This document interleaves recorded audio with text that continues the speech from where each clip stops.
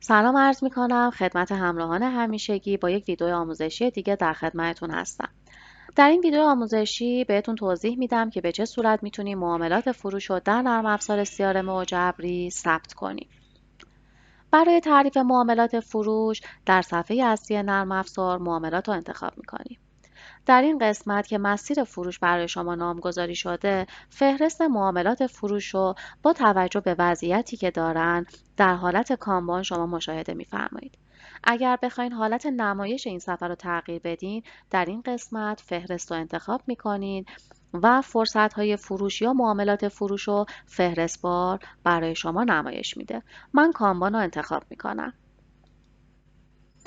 در CRM ما میتونیم یک فرصت فروش رو بدون اینکه ارزیابی شده باشه به صورت مستقیم در CRM ثبت کنیم یا اینکه ابتدا سرنخ فروش ثبت کنیم، یک ارزیابی انجام بدیم سرنخ فروش رو، در صورتی که مستعد فروش بود اون سرنخ رو به یک معامله فروش تبدیل کنیم. اگر ویدئوی مرتبط با پیگیری سرنخ فروش رو مشاهده کرده باشین، در اون ویدیو به صورت کامل بهتون توضیح دادم که به چه صورت ما میتونیم ابتدا یک ارزیابی داشته باشیم و سپس سرنخ فروش رو به معامله فروش تبدیل کنیم. ما در ویدیوی قبلی فروش محصول پست برای شرکت نهانگستر رو ابتدا به عنوان یک سرنخ تعریف کردیم، ارزیابی کردیم و سپس به معامله فروش تبدیل کردیم.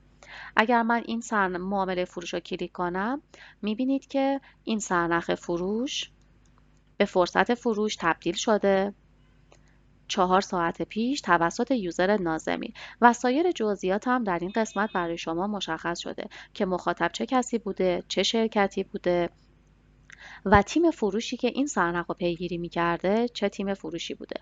ابتدا تیم فروش سمنان بوده و زمانی که ما به معامله فروش تبدیل کردیم پیگیری اینو به تیم فروش تهران اختصاص دادیم. اگر مجدد به مسیر فروش برگردیم، بخوایم یک لید جدید ایجاد کنیم، از این قسمت ایجاد رو انتخاب می‌کنم. در این قسمت ما میتونیم از فهرست مخاطبینی که قبلا در CRM تعریف کردیم یک مخاطب رو انتخاب کنیم و برای اونا این معامله فروش رو تعریف کنیم یا یه مشتری جدید که تا الان در CRM اطلاعاتشون ثبت نشده. مثلا من برای بازرگانی پلی‌تکنیک یک معامله فروش تعریف میکنم. ایمیلشون رو ثبت میکنم. در قسمت شماره تماس یک شماره تماس براشون تعریف میکنم و درآمدی که پیش بینی میکنم از این معامله فروش برای سازمان به دست خواهد اومد رو هم تعریف میکنم. اگر نیاز باشه اولویتی برای این معامله فروش تعیین کنم، در این قسمت میتونم اون اولویت رو مشخص کنم. اگر افزودن رو بزنم، این معامله فروش به عنوان یک معامله فروش در نرم افزار ثبت میشه به عنوان یک معامله فروش جدید. اگر نیاز باشه اطلاعات بیشتری رو در این فرم من تکمیل کنم، ویرایش رو انتخاب میکنم. ویرایش رو که انتخاب کنم، فرم فرصت فروش برای من نمایش داده میشه که در این قسمت من میتونم اطلاعات بیشتری رو براشون تعریف کنم.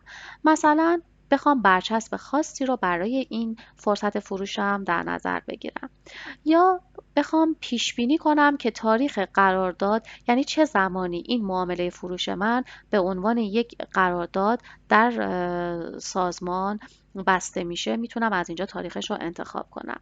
اگر بخوام تیم فروشش رو تغییر بدم، از این قسمت میتونم تیم فروش رو تغییر بدم. در قسمت اطلاعات بیشتر اگر آدرسی بخوام براشون ثبت کنم یا موقعیت شغلی اون مخاطب، موبایلشون، هر آیتم دیگه ای رو که بخوام میتونم در این قسمت تکمیل کنم. در انتها ذخیره رو میزنم. اگر به مسیر فروش مراجعه کنم، میبینید که بازرگانی پلی‌تکنیک به عنوان یک فرصت فروش جدید در فهرست فرصت‌های فروش من قابل نمایش هست. در این ویدیو بهتون نحوه تعریف معاملات فروش رو توضیح دادیم. نحوه پیگیری و گزارشگیری در ویدیوهای بعدی به شما آموزش داده خواهد شد. خیلی ممنونم از توجهتون. خدا نگهدار.